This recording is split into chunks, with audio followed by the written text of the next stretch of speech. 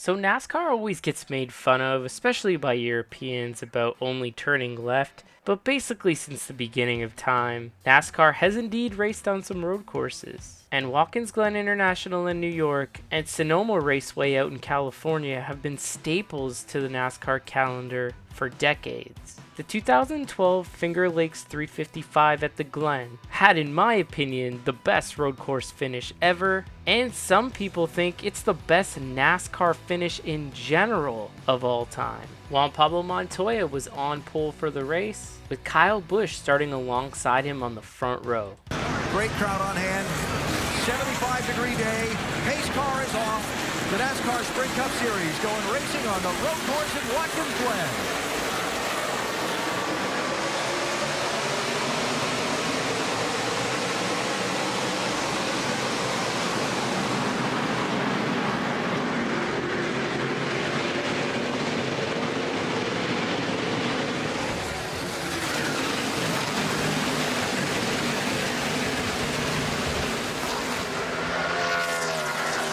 Everyone was able to survive turn 1 lap 1, which can be chaotic at Watkins Glen, as well as everyone made it cleanly up through the S's towards the inner loop as well. Kyle Busch was able to get the lead though from Juan Pablo Montoya, and he began to slightly pull away. The first driver of the race would find trouble on lap 9. It would be Boris Said as he made contact with David Reagan in turn number 1 and went for a 360, but managed to keep his car going.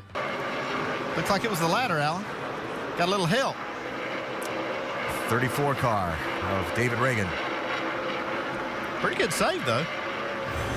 Got a lot of area over there to save the car. They've done away with all the gravel that they used to have over the years, and now they can just use that asphalt and stay out of trouble, get back out on the track, and not bring out a caution. On lap 18, Jason Leffler in the 49 car would go through the gravel in turn number 6, but he would manage to keep that car going, and the race would remain green with Kyle Busch still leading. It was important that he kept going because several drivers further back in the field already began making their green flag pit stops. Well, most of the drivers up front have not hit pit road yet. The first of the drivers in the top 3 to hit pit road would be Brad Keselowski, as he would do so on lap 24. This would be important because on the very next lap, Jamie McMurray would blow a tire coming out of the S's and hammer the outside wall, bringing out the first full course caution of the race. Leader Kyle Busch and second place Juan Pablo Montoya have not been on pit road yet, so they were definitely going to lose a lot of track position to the guys that have already pitted. By 2. There's nowhere good for that tire to blow, but that's one of the worst spots. We're just wrecked.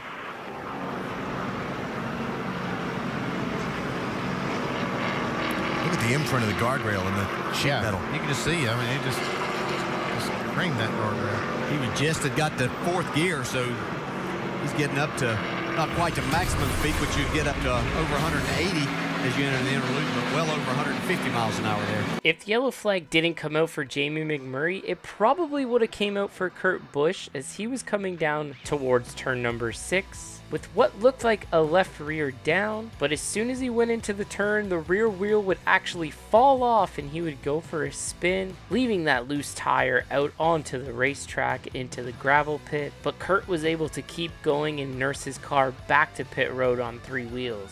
Although Kurt was recently on pit road, this was not due to missing lug nuts. The car actually suffered a mechanical failure and the rear axle came right out, so it was a rather unfortunate circumstance for Kurt Busch. Under this yellow, a good majority of the field would hit pit road, including some guys that have already pitted, but of course there was guys that would stay out, so this would leave Brad Keselowski in the lead of the race, with Juan Pablo Montoya winning the race off pit road, just ahead of Kyle Busch, and the two would restart in 6th and 7th. Unfortunately for Tony Stewart, he would get a penalty on this pit stop as he accidentally dragged his fuel can with him as he exited his box, and that is a equipment leaving the box penalty. He would have to restart at the tail end of the field. So, all these cars up the front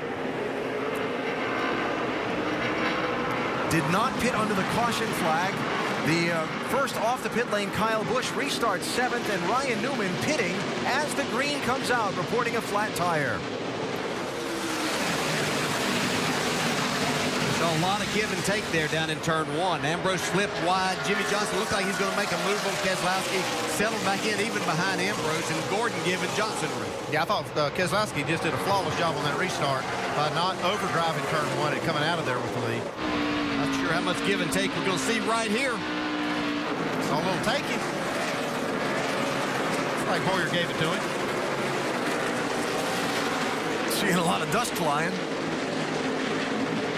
Just 2 laps after the restart, pole sitter Juan Pablo Montoya would find himself in trouble when he would break a lower control arm coming out of the inner loop. He would bring his car to pit road where they would bring it behind the wall to try to fix the issue, but his hopes for a victory were completely gone. On lap 38, Marcus Ambrose would make a move on Brad Keselowski going into turn number 1 to take the lead of the race. He would remain in the lead of the race until lap 46 when he would come in to make a green flag pit stop, handing the lead back to Brad Keselowski. Brad would lead the next 11 laps before he decided to make his green flag pit stop, so there were several different strategies going on, which made this race very interesting. This would end up giving the lead back to Kyle Busch. Unfortunately for Kyle though, he would get snake bit by a caution once again while leading, as his teammate Denny Hamlin blew an engine, dropping oil on the track and coming to a stop on the side of the track, bringing out the second full course caution of the race. It wouldn't be too bad for Kyle though, as he would restart in the 6th position, while Brad Keselowski would resume the lead of the race with Tony Stewart alongside him on the front row.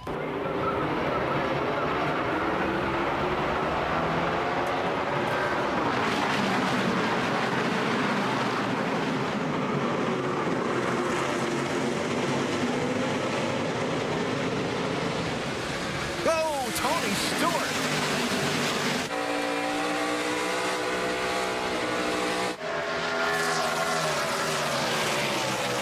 Marcus Ambrose in that 9 car knows that right now he's got to make up as much as he can with these fresh tires on this restart, get as many cars as he can to get himself back in position to win. Tony Stewart with a bold move by Clint Boyer there, getting into the inner loop.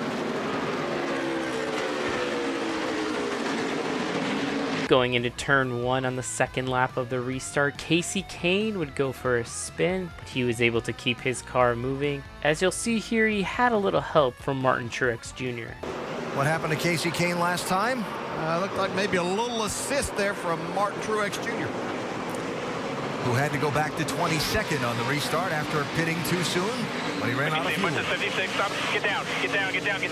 Okay, you're clear. This green flag run would only last a total of 3 laps, as Jason Leffler would bring his car to a stop in the middle of the bus stop on the backstretch, as he would suffer an engine failure. Under this caution, there was a little bit of a rain shower, but it came and went so quick that the track didn't even really get wet, and the yellow only remained out for 3 laps, which it probably would have only been 3 laps without the rain anyways, so it didn't cause no delays to the race at all, because back in 2012, NASCAR still wouldn't race in the rain on road courses. All right, headed going green, Alan. 22 to go, Doc.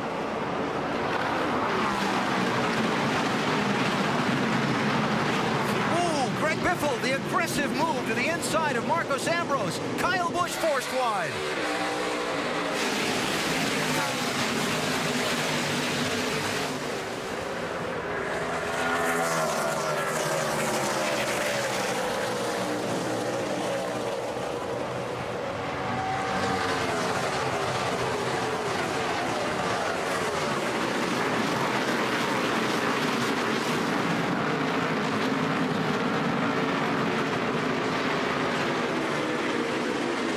Ambrose and Kyle Busch, 4th place.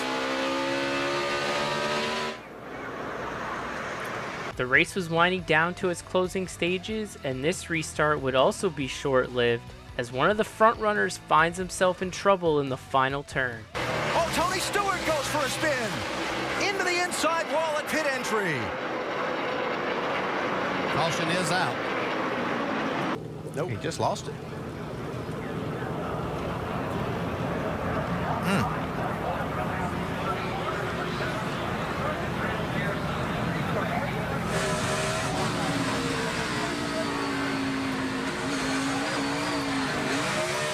do you think about that curve, Dale? Do you think he could have could have still been some moisture down there, made it a little slicker than he anticipated. Absolutely. This was rather unfortunate for Tony Stewart, who was running in second place and recovered pretty nicely from that pit road penalty earlier in the race. All the leaders would stay out under this yellow flag, and Brad Keselowski would lead Marcus Ambrose and Kyle Busch to the green flag. 16 laps to go, 3 wide for the race lead, turn 1. Wow, what a move by Kyle Busch. Not done yet. Now it is. Moyer and Biffle have a little contact there.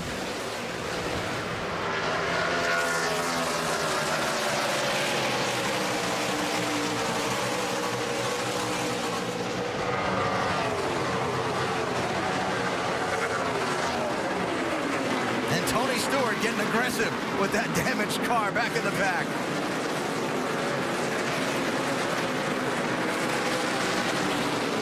Oh, Scott speed off. He is on the lead lap in that 95 car. Solid run for Scott today in that team.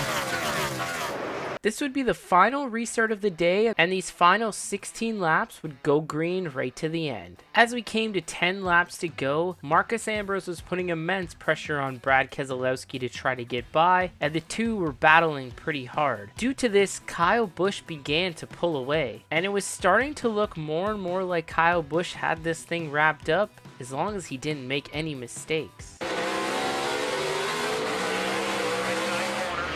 Tight squeeze.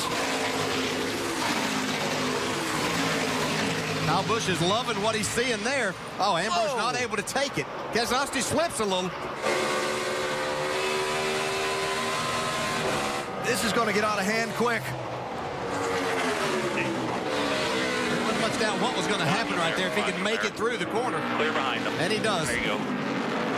Marcus Ambrose was able to get by Brad Keselowski going into the bus stop and would begin his pursuit of leader Kyle Busch. Just as the broadcast finished talking about him, current points leader Dale Earnhardt Jr. was running in the 10th spot, pretty much been in the top 10 all day, but would unfortunately go for a spin with only 7 laps to go. He was able to get his car pointed in the right direction and would continue in the race. Coming to 2 to go, the top 3 separated themselves from the rest of the field, but Kyle Busch still had a pretty healthy lead over Marcus Ambrose, with only Dale Earnhardt Jr. in front of him, who just made a pit stop after that spin. So it seemed that Kyle Busch just needed to kind of cruise home without making any mistakes, but Brad Keselowski began to put some pressure on Marcus Ambrose from second, and from what happens here to the end, well, I'll let you guys watch.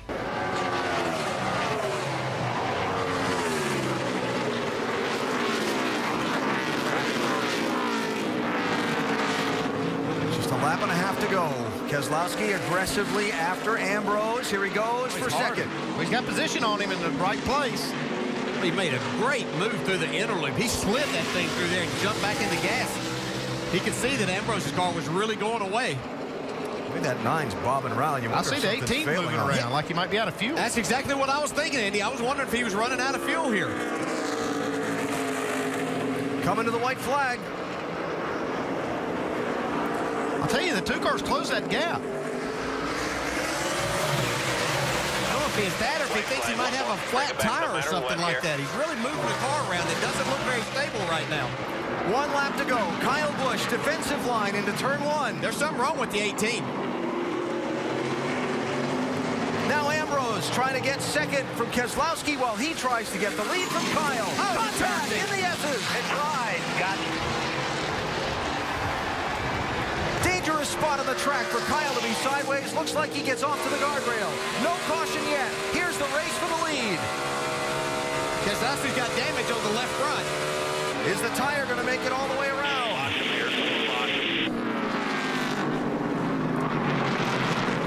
And will the 9 help him? Oh, everybody's in the grass. No, you're clear. Dig, dig, dig. That might have been the race right there. We'll see. No, Keselowski's slower.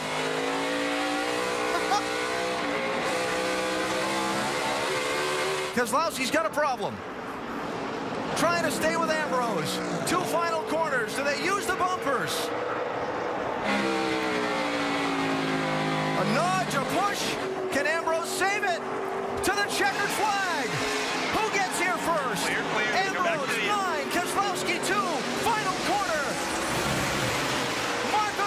House is going to win at Watkins Glen in a remarkable last lap turn of events.